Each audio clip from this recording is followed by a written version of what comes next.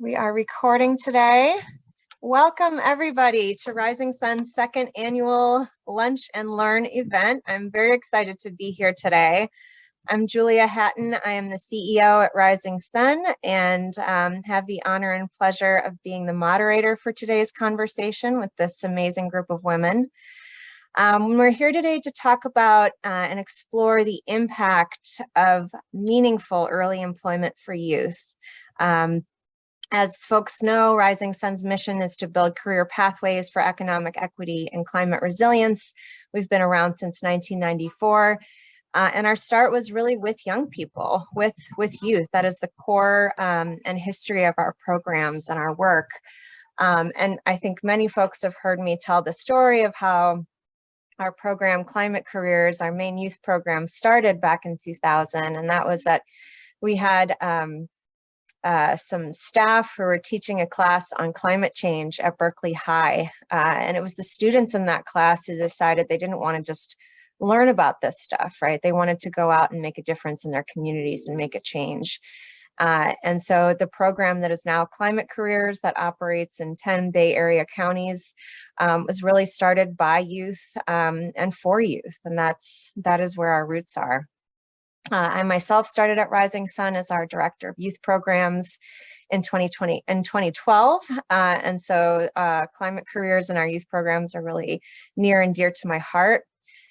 And what I love about the work that we do is that we've always been really intentional about employing the youth we work with, right? They actually come onto Rising Sun's payroll. It's not just an internship. It's not just a volunteer experience. And today we'll explore some of the reasons behind that. I'm also excited that we'll get to talk a little bit about a paid externship pilot that we launched in 2021 to give our youth participants some additional work experience and career exposure beyond their time with us as energy specialists. Diana was one of those participants, and Roxana designed and manages that program. So I'm really excited to have them here today to share more about that. I'll start with a quick introduction of our panelists. I want you to be able to hear from them, and I think everyone received full bios, so we'll just give a brief highlight, and then we'll dive into questions. So we have Diana Ramirez, who was a Climate Careers Energy Specialist since 2018 with Rising Sun. She also participated in our externship program and our pilot last year, and she's currently the Subsidy Counselor at CocoKids. We also have Roxana Rojas, who is our Program and Alumni Services Manager at Rising Sun. As I mentioned, she developed and now runs the Climate Careers externships, as well as provides additional alumni services. And she's been at Rising Sun for over 5 years. We have Jen Tang, who is the Director of Community Relations at Berkeley Lab. She is a government affairs professional and a longtime champion of Rising Sun, and particularly our youth programs. And she coordinated 2 externship positions for Climate Careers at the lab during our pilot year in 2021. And last but certainly not least, we have Delrisha White, who is the founder of Equity Erudition, and she helps folks make sense of racism and create a culture of equity at work and at home. Her first job was at the age of 14 as an energy specialist with Rising Sun, and she is now a board member. I'm very excited to have you all with us today. So I think I'd like to start just to kick us off with, what was your first job and when? Where did we all get started? And Jen, since you are to my left, why don't we start with you and then you can pass it on. Sure thing. So first, thanks to Rising Sun for hosting this panel. It's super exciting to be here with all of you. The first job that I had was the summer before my senior year of high school, and I worked in a restaurant. I served food, I rang people up, and I bussed tables. So I will hand it to the person to my left, who happens to be Roxana. Thank you. Hi, everyone. Happy to be here today. Similar to Jen, I also worked in the food industry. I worked at a pizzeria, and I gained customer service experience there, and I also rang people up and made pizzas and all of those wonderful things that come with working in the food industry. So I'll pass it over to Diana. Hello, everybody. Thank you so much for joining us today. And thank you to Rising Sun for organizing all of this. I'm very happy to be here. I got lucky and my first job was actually at Rising Sun. I was graduating from high school and my friend kind of just hit me up randomly. He was like, "Are you doing anything this summer?" And I was like, "No, not really." And he was like, "Oh, I'm working with this really cool company and they need drivers." And I was like, "Okay." So I went and I ended up falling in love with it. And, I've been working with Rising Sun every year since in one way or another. So yeah, that was my first job. And I'll pass it on to. Thank you. Hello, everybody. Happy to be here. Thank you for organizing this event, Rising Sun. As Julia alluded, my first, I'll say over the table job was at Rising Sun. My mother has been a beautician for as long as I've known her work. And so I would actually work with her at the African Safari in San Francisco, which was like a beauty shop. And so she would braid hair and I would just braid it down or I'd help her dip. And that's how I learned how to do hair. And I also spent part of my childhood, a great part of my childhood, in foster care in one of the foster homes that I lived in. My foster mother also had a hair shop down the street from where I went to school. So I would get out of school in 8th grade and go to the shop and braid hair because she didn't know how to braid. She did all the other stuff. So that would put extra money in my pocket. But in high school, my 9th grade year, I had somebody from Rising Sun came and did a whole presentation on green energy and the importance of it and talked about some of the roles that were available to youth. I was fascinated. There were a handful of people who went up after to talk about it. I think I was probably the only person who followed through. And I was 14 at the time. And I remember there being like a lot of conversations around our cutoff is like 15, and so I kind of advocated for myself because you had to be 14 to have a work permit in California. Actually, it might have been 13 and a half actually. And so I applied and made an impression, and Rising Sun was my first official job, I would say, like on the books.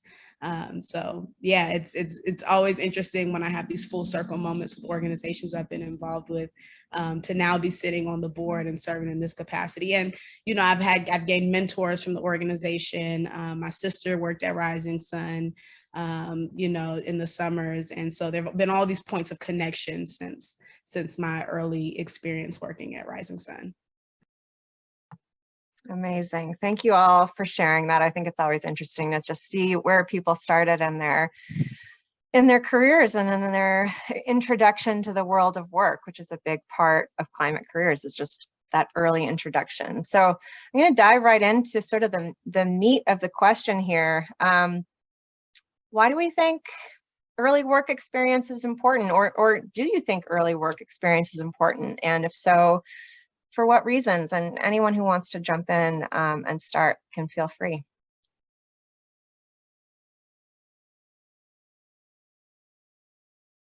All right, I'm taking the plunge, Julia.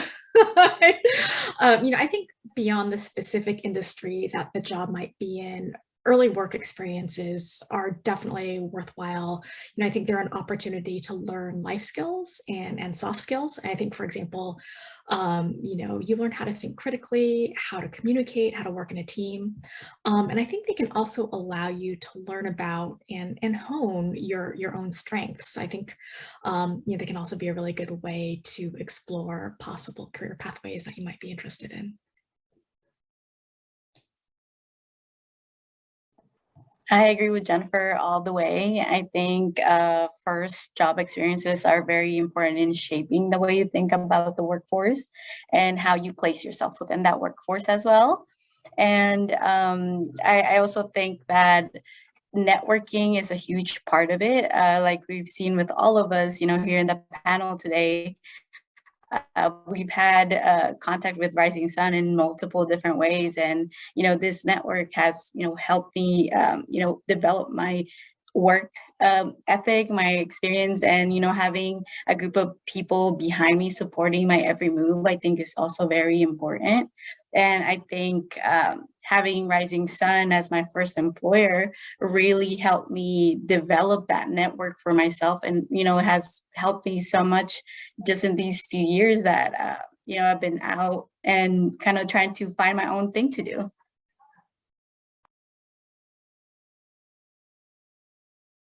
Yeah. Oh, I'm sorry. Were you going to jump in, Roxana? No, go ahead. It's fine. I agree 100% with what's already been named. I think having an early work experience not only positions you to be exposed to different people in the work, it not only orients you in the workforce, but it also builds like competencies that I think a lot of people really get when they're like in college, right? So like learning how to communicate in a professional environment, learning how to advocate for yourself, learning how to ask questions, because believe it or not, that's a skill too, right? Learning how to problem solve and be in relationship to people, particularly at an organization like Rising Sun, where you spend time in the field. You're also learning how to interact with community people, right? You're learning how to market, you're learning how to sell the work of the organization, how to represent something that's bigger than you. And those are skills that a lot of young people don't inherently get. They get through having curated experiences. I also think it builds the confidence in young people to feel capable of doing something. My experience at Rising Sun, you know, it really allowed me to feel like I was a part of a team. And because of that, I felt more sure when I would go out into the community to navigate things, because I knew I had a team that I could just call on the phone, or I had a partner that was with me in the field. I especially think for Black and brown folks and for people who come from the inner city and even rural parts of the community, and for people who grow up navigating and experiencing poverty, Rising Sun and organizations like Rising Sun that give those early meaningful experiences. And I not to say that I think every job experience for the most part is meaningful for young people, but this is more career aligned, which you see fewer of for young people, like a 14-year-old, for example. But I think like one of the things that I really appreciated about it was I was on a team with a young person from Oakland who was justice engaged, right? Like he had been to jail before. I was on a team with an older brother who was, you know, maybe in his 30s or 40s, but he's on the same team as us. And he was re-entering, you know, into the workforce after being incarcerated for a period of time. I was on a team with people who were from other parts of Richmond that I didn't get it. I wasn't from those communities. And so the diversity of network and of story, the depth of story that I was exposed to very early on, I think helps build capacity for empathy and for collaboration and for understanding in a way that just doesn't come naturally unless you're in a curated environment. Like that, the depth and breadth of story. That's, I'm gonna hang on to that one. Roxana, do you want to chime in as well? Yes, all wonderful points. And I would just also like to add that time management is also an essential thing that you will get exposed to as your first job. Even if it is part-time, I think it's, you know, it's an essential opportunity and a great way to expose yourself to learning how to manage your time. Like if you're in high school, you're learning how to, you know, juggle between possibly playing a sport or doing homework, and also managing to have a job, which is something very essential now as a full-time employee, that you need to learn how to manage your time well and all the things like that. Additionally, like Delrisha said, you get exposed to different types of people who come with all different sorts of walks of life. So not only are you learning while, you know, in the job with your coworkers, but you're also learning from them in whatever lived experiences that they have. So as a young 18-year-old, I definitely appreciated any advice that I received from coworkers that I had, because there was all different sorts of age groups and backgrounds, and even similarities as well. So there's comfort in that. And then of course, learning the communication skills, the customer service skills, and other interpersonal skills that are, you know, essential to exposing yourself to the professional world of things. So Definitely having a first job does pay off, and it's very rewarding, especially if it's like a more career-oriented job. Definitely is very worthwhile because it exposes you as a young person to this aspect of, aspect of things, and it allows you to increase your social capital as well, which is key. Absolutely. So, in theory, a lot of the things that y'all just talked about could be gained through an internship, an unpaid internship, or through volunteer experience.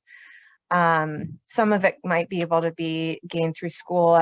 Although I think school does not actively teach these skills.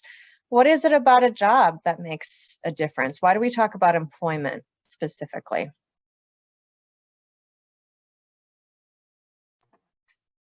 I think the financial aspect of it, like you saying right now, often gets overlooked, and that is,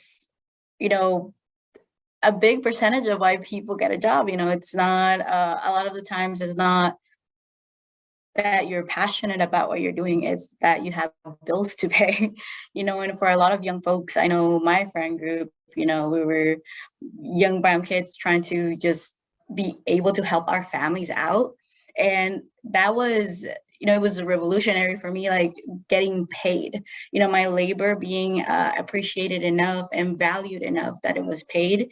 And it also let me know that, Rising Sun really appreciated what I was doing because they were putting the financial aspect into it. So I knew that you guys had a lot of weight. My position had a lot of weight for you guys. It also had a lot of weight for me. So I really like that. And, I feel like a lot of paid internships or positions can sometimes be predatory. I feel like young people do lack that, job experience. So they're easy targets for companies to just be like, oh, like come on board and I'll give you this very general, like, description of this job, but in reality you're gonna be doing like all this manual labor and you won't have any benefits, and maybe you'll mess up your back or something like that. And that is just predatory, and it can be easy to fall into those sorts of things, especially if you haven't developed the skills that we've been talking about, advocating for yourself. And a lot of the times this is not a real option for young people. I think it takes a lot of like having a lot of privilege to be able to take, maybe 20-30 hours per week of your time and spend it doing work for free. Yeah, I would agree with that. I think that that having paid work experience is incredibly important for young people, especially the young folks that Rising Sun serves. I think for a lot of the reasons that Deanna just highlighted is that people first and foremost are dealing with real stuff in the world, right? Like their families have real economic barriers. And so when you come of age, it's not fun to just move forward and not have any contribution to family. And so that's a real hyper present thing for a lot of people who come from those communities. So having it as an option, I think, makes it easier for young people to opt into something like that, and while still having a little something for themselves. But I've been fortunate enough to have had several paid internships or work experience. When I was in college, it was my mission to have a paid experience every summer. And I talk to young people all the time. I'm like, do not waste a summer. Don't do it. Don't do it. Don't do it. You should be doing something every single summer. And you use that opportunity to build the work skills, to build the network, to build the competencies, and to get paid. All of my internships were paid internships.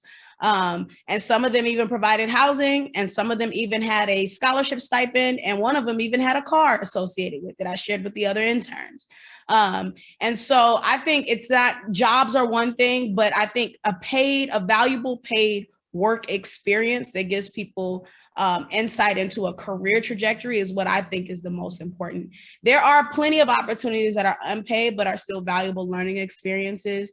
But for somebody who comes from poverty, for somebody who has real world responsibilities, that's not really an option. And I don't think that it should be, you know what I'm saying? I think that organizations have to be more mindful and more conscious and more aware of the people that they're casting out of opportunity by way of not offering compensation.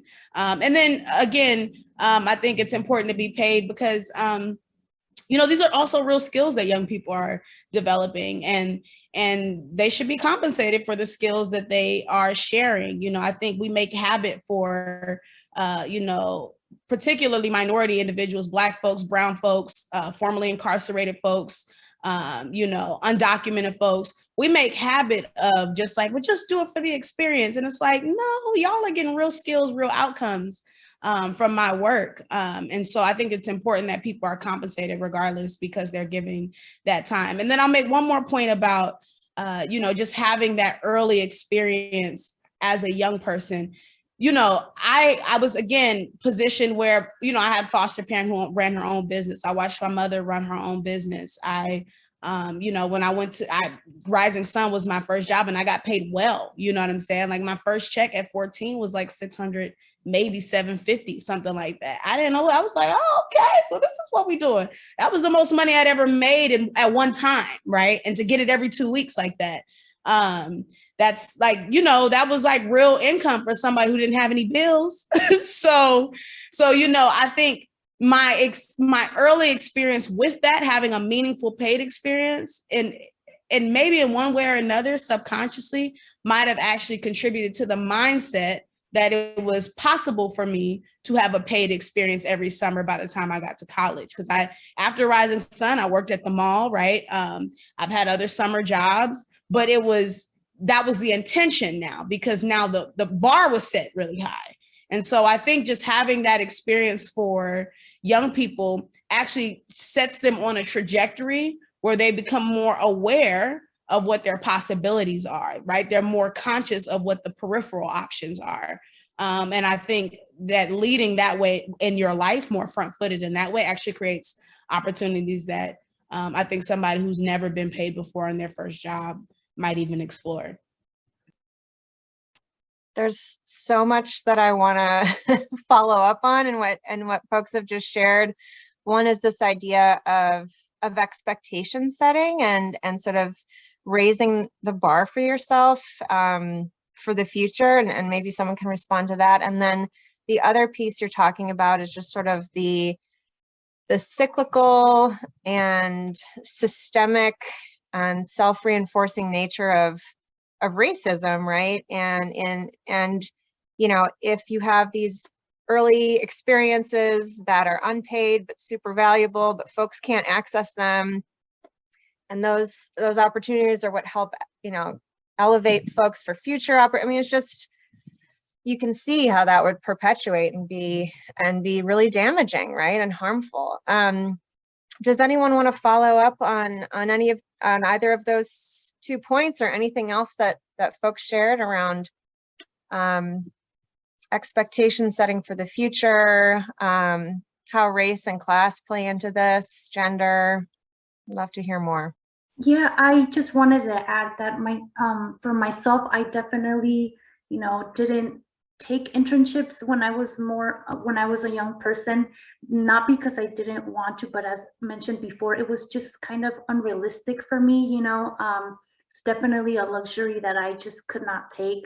And my mindset was, well, I don't want to be, continue to depend too much on my folks, on my family. So I should at least find a job that is paying me so I can, sustain myself in my own personal expenses. And that within itself was, good enough for me. But at the same time, I did want to, work on my resume, find opportunities to allow me to build out my resume and things like that.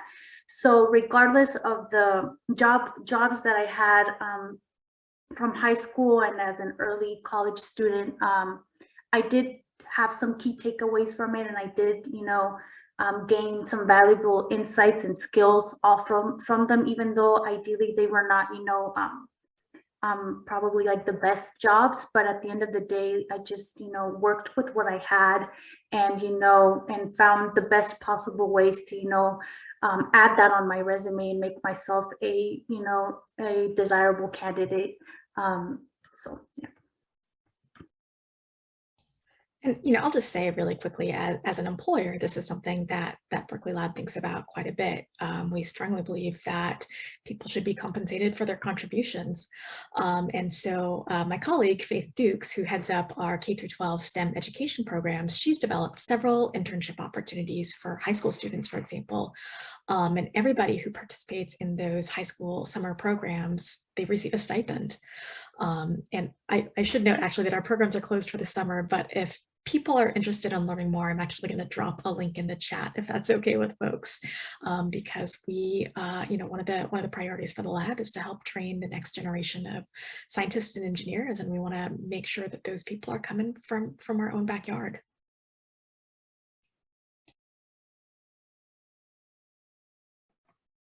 And quickly, I wanted to say with, setting higher expectations, I think, having a good first experience that was meaningful and it was paid for me has helped me identify toxic workplaces. Once, I start seeing the red flags, I'm like, oh, well, like, would Rising Sun ever do something like this? So, it has really helped me. I left, my last job was like, it turned super, super toxic. And, I was able to see and advocate for myself, those red flags, because I had such a meaningful first experience. And I was guided and I was told, like, this is how you're supposed to feel at whatever position you're doing.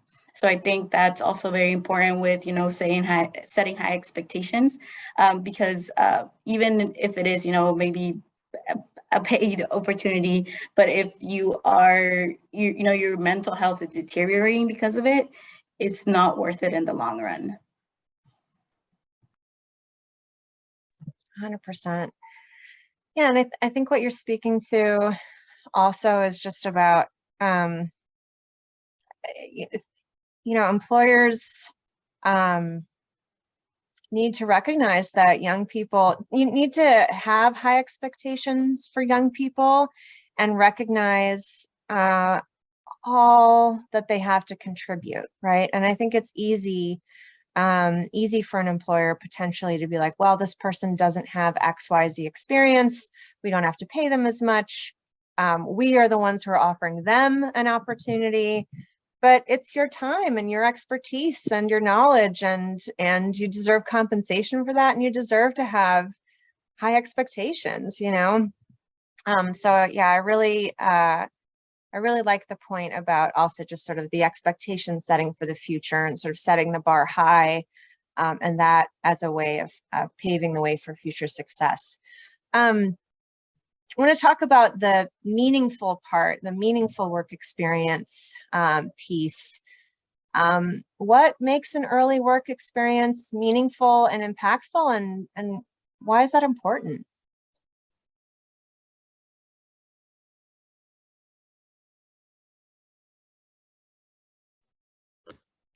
For me, the most meaningful experiences that I have had a built-in professional development element to it. And that's like, I'm thinking about Rising Sun, but I'm also thinking about a couple of other internships that I've had. I had an internship with Teach for America. I had an internship with Oracle. I had an internship. It was like a summer program with this entrepreneurship program. And in all of those experiences, there was an element of like real professional development, right? So like you're actually doing your job, right? What you came here to do, but then there's an element of like, this is how you show up as a professional, right? This is how you introduce yourself to high level folks or to people that maybe you don't know, but you want to connect with. And Sophia, you asked a question in the chat that I want to get to in a minute, but so I think that built-in professional development with Rising Sun, we did a lot of training on like, why are we using clotheslines? Like, why does insulation matter in an attic? Why do double pane windows matter, you know what I'm saying, for an individual who's paying their bill, but also to the world at large, globally. That perspective I didn't know, right? And so I'm getting that training at 14, but as a 30-year-old woman now, I'm mindful of the water that I'm using. I'm mindful of when the lights are on for too long, right? And so I'm thinking about those things because I understand the background of how that plays out because of the professional development that I received as a 14-year-old sitting in a seat, right, with a group of people for a summer job. So I think definitely a professional development element is huge. I think the network, the kind of curated experiences where you're deepening relationships with the people that you're working alongside.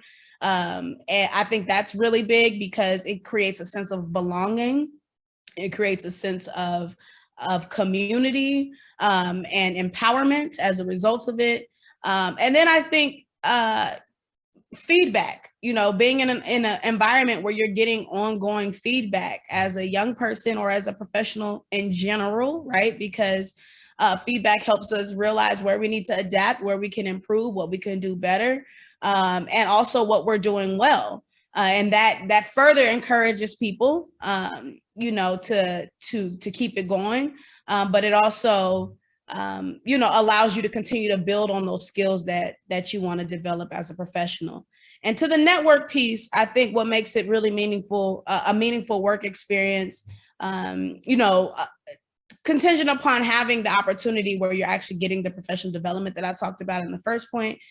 When you are in a meaningful work experience, in my mind, you're in a work experience that is actually career oriented. And so because of that, you're meeting high quality individuals. And so when you meet a high quality person, there are strategies and ways to be in touch, to maintain relationships and partnerships with those people. And so I would say I love networking. It's not something that has come naturally, though. I had to build that skill, but I built that skill as a result of these kinds of experiences that I'm sharing with you. And so, you know, Sophia, to your question, she asked a question in the chat. She said, where's it at? In your perspective and experience, what are some strategies we can guide the youth to do to build social capital and keep in touch with their networks? Well, you know, when young people are in their first jobs, I always tell people, first of all, make sure that you're actually getting to know people beyond the work. So you're asking questions, you're learning about who people are. You know, people love talking about their kids and their dogs. So talk about the kids and the dogs, you know what I'm saying? Like, because then they open up, right? I told myself in high school, I moved to a new school. When I left Richmond, I was working with Rising Sun. When I left Richmond, I went to the South Bay area. I was in San Jose, and I hated it because there weren't enough Black people for me, and I couldn't stand it. And so, especially coming from the East Bay. And so I remember one day I was like sitting with a friend who was also from Oakland and just got to San Jose. So we became fast friends because all we did was complain about how much we hated San Jose. But one of the things that I told myself when I was like, you know what? I'm going to talk to one person a day. That was the activity I gave myself, right? Because I wanted to get out of my own funk. So I told myself I was going to talk to one person a day and I would give a compliment a day. And so what I realized is I did that one compliment a day, but that one compliment snowballed, right? Because now you're building confidence, you're talking to people. People are like, oh, I love your bag. Oh, you know what? There's story behind where they got their bag. There's story behind why their hair is the way it is. There's story behind their shoes. And so that little small act, right? I was 15 when I moved to San Jose, a small act it was like a mustard seed, right? Like it built this encouragement to talk to strangers, right? To put yourself out there, to have dialogue with folks. And so now, Sophia, you know, I encourage young people, do not be afraid to do those small things. Say hi to a person a day, give a compliment a day, because now I issue out compliments like it's nothing. You know what I'm saying? It's an easy thing for me. It's easy for me to connect with people, whether I'm at the mall or I'm on a train or I'm at the airport or I'm in an internship or I'm in a boardroom, right? And so that small act, it snowballs. And then I'll say this, you know, when you're talking to young people now in these different experiences, these meaningful experiences, networking events, first jobs, internships, what have you, And I just started doing this after I graduated grad school. I graduated from Harvard Graduate School of Education. I got my master's in education policy. But when you leave from a place like Harvard, especially coming from the foster care system or being first generation or being a Black woman, everybody wants to know, so how was Harvard, right? That's the question. And I just got so exhausted of giving the same spiel that it actually became a watered down spiel. So what I did was I said, you know what? I'm going to create a newsletter and I'm just going to send it to everybody who I care about, everybody who's a GoDel person, everybody. Like I literally just started thinking about all the chapters of my life and I wrote a list down. I created a spreadsheet, their name and their email. And then I even got on Facebook and was like, hey, I'm sending out a newsletter update. Let me know if you want to be on it. And I was surprised with how many people dropped their email. So I'm like, wow, all these people are checking for me, right? And so I put them all on the spreadsheet too. And what I did was I sent out, I looked up and eventually what I thought was going to be a 15, 20 person thing was over 70 people on the list, right? So that's your first network. That's your earliest network. And I tell people, think about your church, think about your middle school, think about your high school, think about all the people that are go Jennifer people, go Roxana people, go Deanna people, go Julia people, go Delrisha people, and put them on that list, even if it's a small touch point, if it's your best friend's mom, if it's Miss Shirley at church, whoever it is, put them on that list. And then I created an update, a newsletter. This is how Harvard was. This is what I did. Look at who I met. Throw a couple pictures in there. And if you haven't asked, here's how you can help me, right? And I sent it out to people. And now periodically, I'll just send a newsletter update. And what happens is, you keep people, you're at the front of people's minds, right? Because they feel like they've gotten an update from you, right? They know what you're doing. They know what you're looking for. And they see the good work that you're doing. But also when you need something, and particularly for this demographic, right? I'm talking about Black, brown, first generation, poor, low income, marginalized people. When you need something, people are more likely to give to that thing you're trying to fundraise for, or offer an in-kind donation of something else, or give you some time, right, in a conversation, put you in touch with their networks. They are more likely and more ready to do that because they feel like you have been in touch with them and you're top of mind for them. So that's one way that you can teach young people to hone that network. And that starts in high school. That starts in middle school. We know people, we meet people, our mom's best friends who she takes forever to finish up that conversation every time y'all get ready to go. Those are the people that you want to add to that list, right? All those small touch points, because it adds up and it snowballs. And as you continue to meet people, you continue to add people to that list. So that's my piece. I'm done talking. That's amazing. Yeah, and I think it's never too late to reach back out to those people, right? And it's also, you never know where people are going to end up, or how they might be a resource to you, or how you might be a resource to them. You never know. So I think always leaving those doors open, that's really, really important. I have two questions I want to ask the panel before we open it up for an audience question. I'd love to hear how companies and organizations can be more intentional about creating these positive and successful early work experiences, particularly for people of color. What about the employer side of things? What would make a difference? I'm happy to talk a little bit about what the lab is doing, and would also love, to hear feedback and thoughts for how we could improve.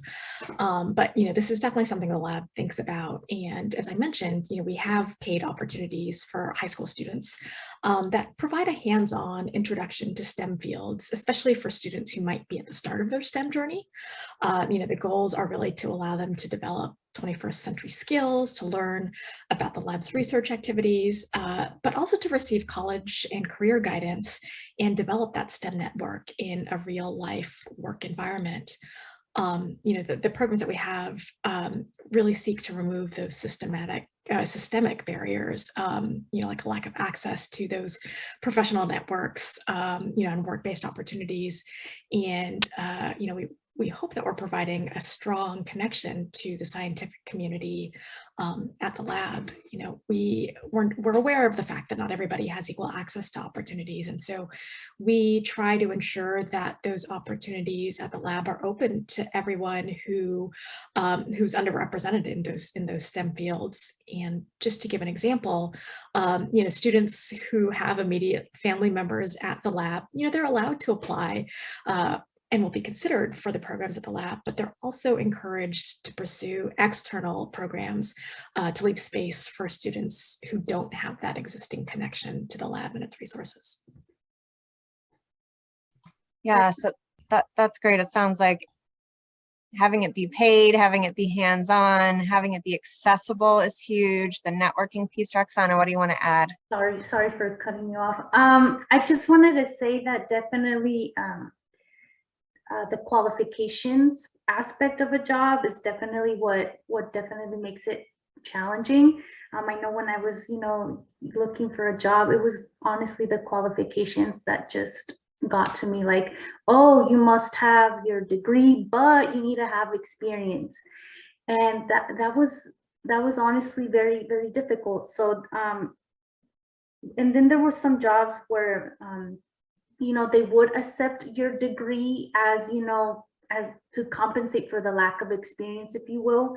So definitely that's something that could, you know, be of consideration, is like, well, if you don't have experience, but I guess to not overlook your degree, like what you really put so much time and work for, or your time in school. Also definitely ensuring that there's professional development opportunities, that there's resources provided. So just because you complete your time in a certain place, like, to, you know, still be accessible. So kind of what Rising Sun does is, like, we remain accessible and still want to provide resources, even if your time has already finished with us. So those are things that I definitely feel like employers should be doing. Yeah, that part about the job description, like, I remember going through an exercise at Rising Sun where we were looking at the qualifications and we're like, why do we really need these things? Like, you know, and you'd be surprised at how much stuff you just sort of put out there out of habit, or you think that it's the norm, and it's not necessary. And it was leaving out so many qualified, amazing candidates. You know, we were really missing out on people because of that. Yeah, that's a great point. Yeah, Deanna. Yes, I wanted to add, you know, with what Jennifer said, and I think everybody has intentionality, you know, like the employer has to have the intention and they have to have put a lot of work in. I'm having a bit of an issue with my internet. We know if I'm cutting off or anything like that. I don't know about the steps that they take to make sure that, you know, this intern or this new worker is immersed in the culture. You know, I think that is oftentimes like overlooked. You know, it's they, you know, employers expect to just kind of like be thrown into things, but I think there needs to be an introduction and be mindful of, you know, where everybody comes from and make it accessible. Like, you know, Jennifer said that they have, you know, like introductory courses. Like if more internships, especially for young people, had that sort of thing, you know, I feel like youth would be way more incentivized, you know, on top of pay, more incentive, you know, to go for these opportunities. Absolutely. Yeah, providing support once people start is essential too. You know, nobody should be expected to be perfect on day one, right? We're all works in progress. I think that's really important too. I want to hear, let's actually take an audience question, and then let's see. So we've got a question from Karen who says that advocating for yourself has been mentioned more than once. Can you explain how Rising Sun introduces and builds that skill, or how you've seen another employer introduce and build that skill of self-advocacy?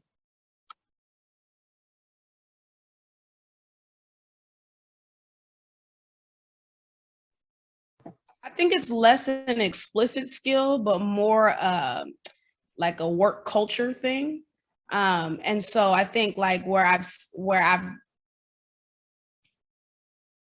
I think organizations that build a culture of safety, of safekeeping, of responsibility to the people that they're serving, of a strong feedback culture where you're constantly being asked, what do you feel and think about X, Y, or Z? It could be process, it could be a new protocol, it could be lunch that you guys are going to have at your gathering next week. Like the literal act of incorporating feedback at different junctures of a work experience, I think builds a sense of awareness in young people that like, oh, I do have an opinion and I do have feelings and I do have ideas about something that are valuable. And so I think our culture socially, we have a very adult, what's the word I'm looking for? Like an adult-centered culture where young people's ideas and opinions and experiences are less valuable than the grown-ups in the room. You know, and I know specifically in the Black culture, I know Asian culture has their own, you know, thing with that. I know in Latino cultures, they have their own thing with that as well. You know, in Black culture, we have a lot of different sayings, you know, do as I say and not as I do, or stay in a child's place, or, you know, get out of my mouth, all those different like sayings and kind of cultural things that we just accept because we grow up in these cultures. Those then become values that we adhere to as we navigate adulthood. And so unless you're in an environment that explicitly says like, no, your opinion matters to me, or, you know, you're in an environment where you feel safe enough to speak up for yourself in whatever that looks like, without repercussion or punishment or fallout. I think that is what builds the resiliency in young people to be able to do that at a higher level.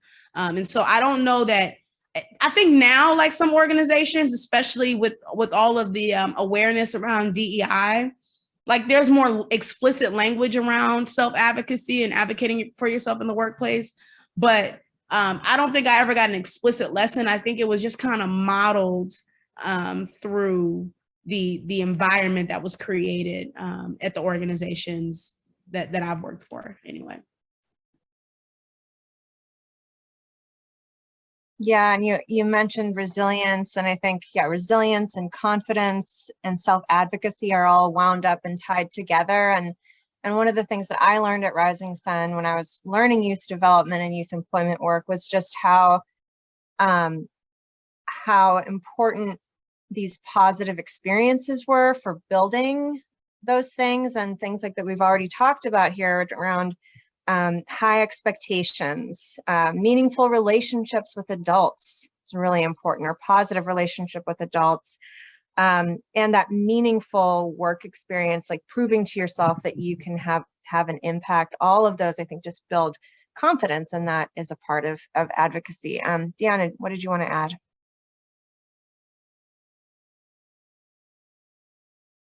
I wanted to add that, at least for me, my experience, kind of self-advocacy took a more literal form. You know, like I said, my old job was very toxic, so I had to advocate for myself a lot. And I think, you know, like Rising Sun, like having had the chance to speak my mind in a safe environment. You know, I remember when I was a specialist, you know, sometimes my partner wouldn't pull their own weight. Branch, they were there to help us out.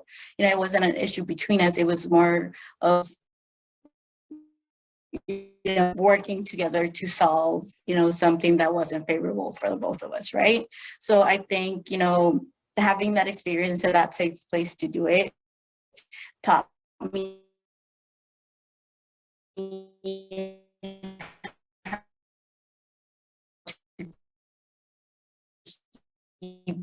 doing it in places that, you know, maybe were not so friendly to me. You know, that didn't say I had practice. You know, I had to do a little bit of that, just trying to get the type of work that I wanted to do. So, I Deanna, I'm so sorry. We're having a really hard time. Speak up and kind of, make myself a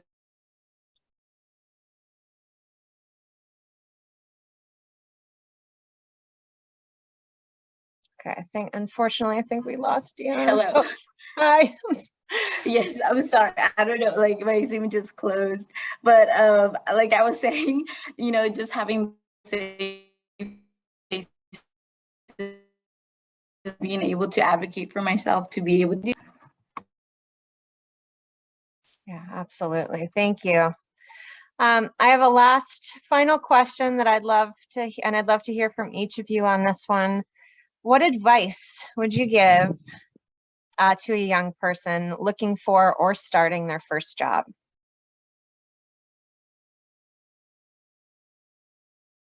Roxana, let's start with you. I would definitely say that it's okay to ask questions. I know sometimes that feels scary. It feels uncomfortable and awkward because you're like, and even self-conscious, even, and you even experience perhaps some like, what is it, imposter syndrome, like, oh, I shouldn't be here, or this person knows more than I do, and things like that. So definitely don't be afraid to ask questions, because it will pay off. You will learn eventually how to do all of the things, and then you will find yourself teaching these things to someone else, So definitely don't be afraid to ask the questions that you need. And also, like Delrisha said, don't be afraid to, get to know the people that you're working with, because, one day you might need them, especially if it's your first job. And you may not be working there forever, so you just realize that you will need to have some type of connection, so you can ask someone later on to be your reference or your letter of recommendation. So definitely keep that in mind, because you're not always going to stay in that place, and in order to keep progressing forward, you will be needing that to keep moving forward. So that's what I suggest. And I have to +1 the asking questions thing. And I think it's so important during the interview process too, right? Because any employers love people who ask questions. Anytime someone doesn't ask a question in an interview, it's a red flag. But also, you're interviewing them just as much as they're interviewing you. You are trying to find out if it's the right spot for you, if it's a place that you can really contribute to and grow in. So yeah, just double click on that. Deanna, do you want to go next?